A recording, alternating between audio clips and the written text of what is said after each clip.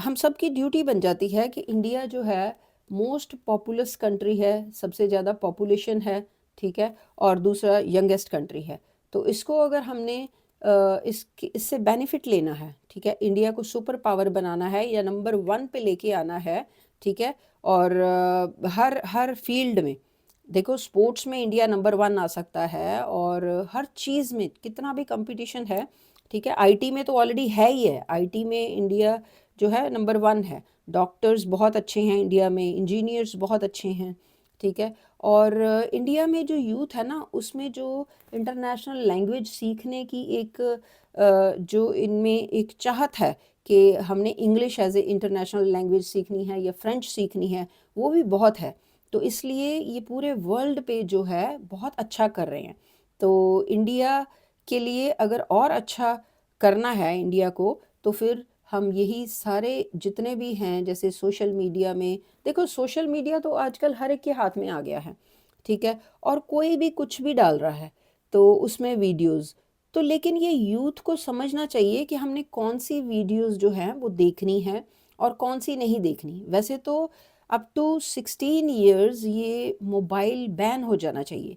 इससे बहुत सारे मेरे जो व्यूअर्स हैं ना, वो जो है मेरे साथ एग्री नहीं करेंगे। वो कहेंगे कि ये मैम क्या बोल रहे हैं, ठीक है। तो ये बहुत ज़रूरी है, काफ़ी कंट्रीज़ में हो भी चुका है कि 16 ईयर तक ये मोबाइल जो है बैन होना चाहिए बच्चों के लिए, क्योंकि बच्चों को पहले समझना है कि वो कहाँ आए हैं, इस वर्ल्ड में क्या चल रहा है, कितनी कंट्रीज़ हैं। बच्चों को पता ही नहीं होता टोटल वर्ल्ड में कितनी कंट्रीज़ हैं, कितने कॉन्टिनेंट हैं। जब वो पढ़ते हैं तो एक क्या कहते हैं, एक स्ट्रिक्ट से एटमॉस्फेयर में पढ़ते हैं, जो आउट ऑफ इंटरेस्ट नहीं पढ़ते, इसलिए उनको भूल भी जाता है।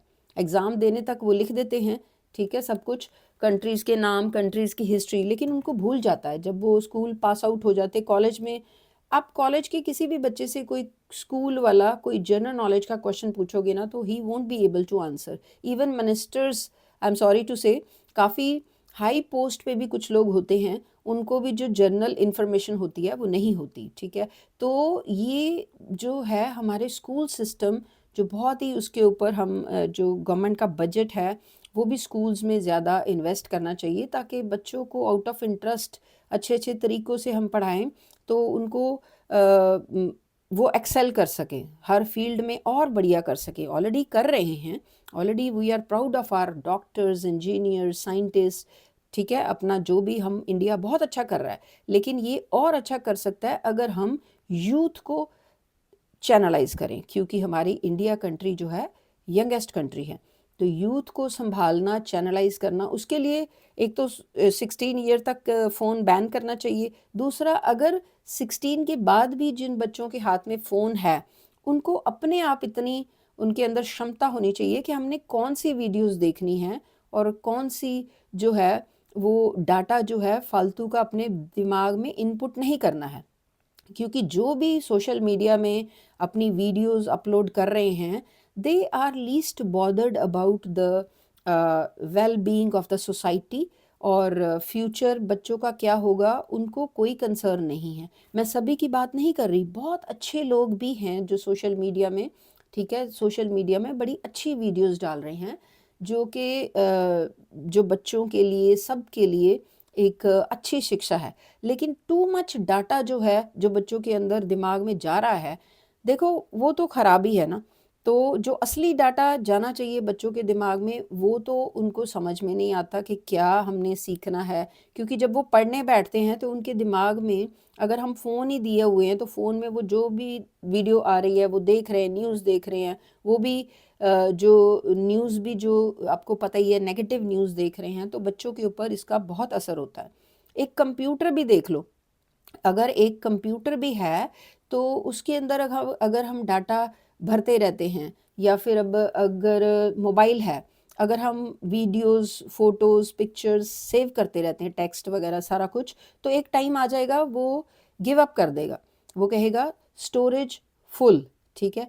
तो शॉर्टेज ऑफ स्टोरेज, तो फर्दर उसके अंदर कोई हम चीज़ जो है सेव नहीं कर सकते। सिमिलरली ठीक है, आपको तो पता ही है सीपीयू जो है कंप्यूटर का, वो भी ब्रेन कहते हैं उसको कंप्यूटर का, और हमारा ब्रेन भी वैसे ही काम करता है। अगर हम फालतू का डाटा जो है अपने दिमाग में फीड करते जाएंगे, ठीक है, वो भी नेगेटिव, जो कि आजकल सोशल मीडिया में आ रहा है, ठीक है, और जस्ट आप स्क्रॉल करते जाते हो और देखते जाते हो, जो फीड कर रहे हो दिमाग में वो दिमाग फुल हो जाता है। जब आप पढ़ने बैठोगे तो वो कुछ भी दिमाग में जो चीज़ें जानी चाहिए वो नहीं जा सकती।